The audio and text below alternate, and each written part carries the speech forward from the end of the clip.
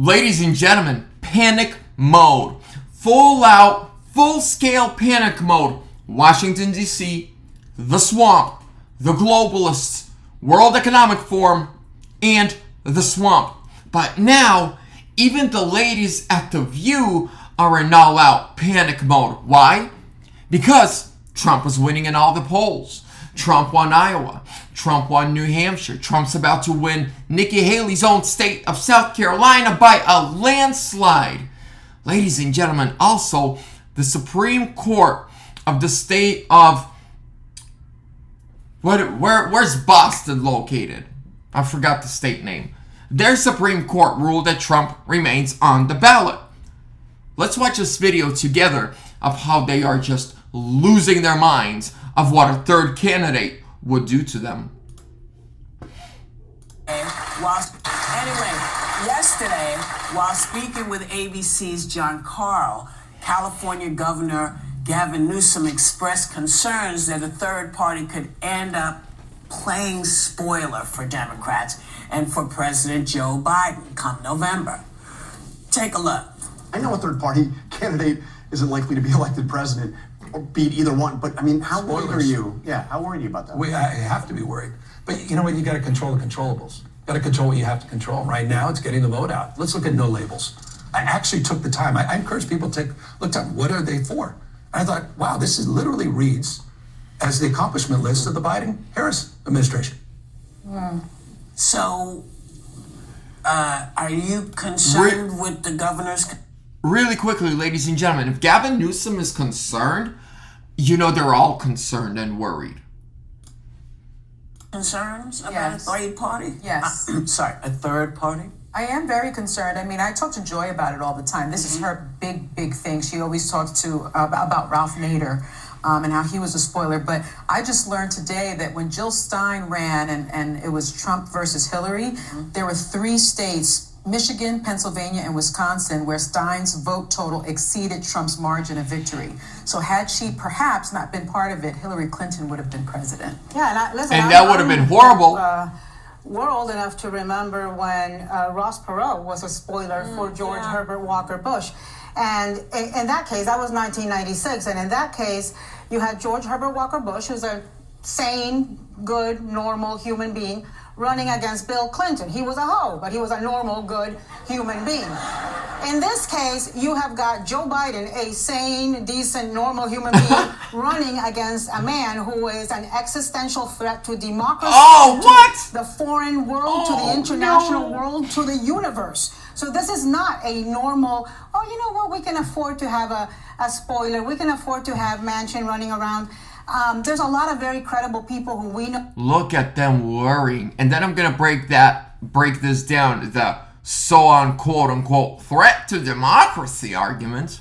Who've left no labels now, including my husband, including Larry Hogan. Liz Cheney left the governor, also, right? I'm not sure Liz Cheney was ever no labels. Okay, No. she wasn't? No. Okay. I guess so there are definitely concerns of the spoiler effect. I do think that this country is overdue for another option than just 2 political parties, but I think you have to think about how to do that the right way, that it doesn't boost the most unfit individual. My thing is this, is whenever this conversation comes up, it's almost like we're all tacitly acknowledging that Biden is weaker than Trump. That's what it sounds like to me, because if Trump is actually weaker in a general than Biden, wouldn't that mean that we shouldn't be worried he's going to lose more votes? No, because the people who support Trump are cult members, and they're not going anywhere. The people who support Biden are normal human beings. To be honest, Normal human beings, men that think they're women? I think there's a lot of people who can close their nose, they don't pay attention to the 24-hour news cycle, and they're like, yeah, but you know what, the economy was better. If you're watching Fox News, you have no idea about the E. Jean Carroll If he's defamation. indicted 91 times and his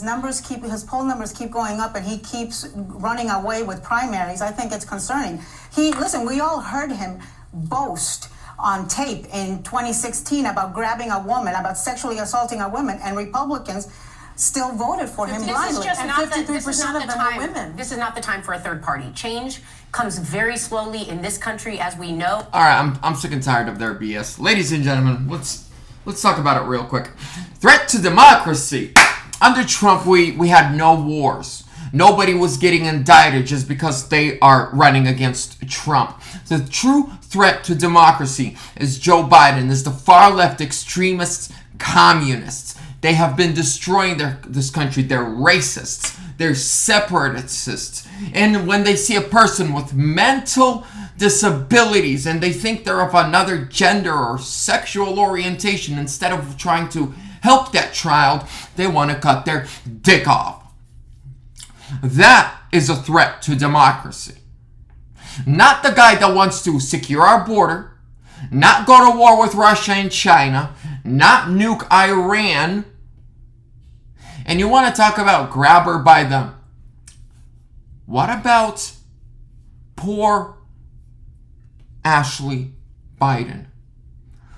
What about her, where she wrote, as a grown woman, she says, my youngest childhood memories is waiting till the middle of the night for everyone to be asleep, to be able to go and take a shower, because I was terrified that my dad, Joe Biden, would join me. I have 4 daughters. I don't even shower with my 3-year-old or get in the bath with her. Because that's wrong. That's sick and disgusting. Ladies and gentlemen, these people are truly sick. They're sick in their heads. They're demon-filled. They need deliverance. They need Jesus.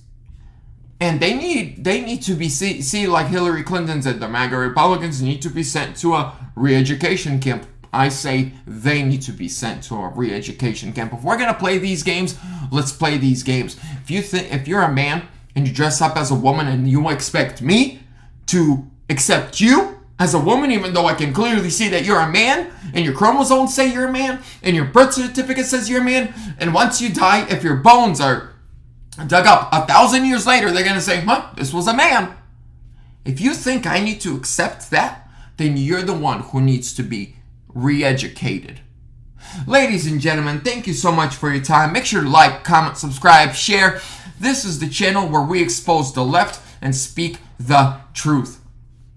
I'm out.